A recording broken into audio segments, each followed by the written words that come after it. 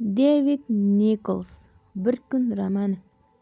Devid Nikolsning Bir kun romani bebosh yoshlik, oqar daryodek umr, qoyadek mustahkam do'stlik, sof muhabbat va boqiy sadoqat to'g'risidagi asar. Unda 1990-yillar va 2000-yillar boshida Britaniya jamiyati insonlarining illatlari-yu fazilatlari tasvirlangan. Shuningdek, romanda o'sha davr yoshlarining qarashlari, dard-hasratlari, odatlari va hayoti o'z o'rnida topishiga intilishlari aks etgan.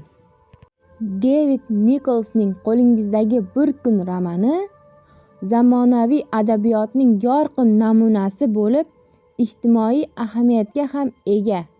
Romanda bosh qahramonlar hayoti misolida yoshlikdagi aql-zakovat, kuch-quvvat va go'zallikdan besamar foydalanish inqirozlarga sabab bo'lishi aks ettirilgan. Inqirozlar chog'ida inson insonni suyashi, sabr-matonat sinalishi mohirona tasvirlangan. Umid qilamizki, kitobdan o'zingiz uchun ko'plab hikmatlar topasiz, estetik zavq olasiz. Yoqimli mutolaa tilaymiz.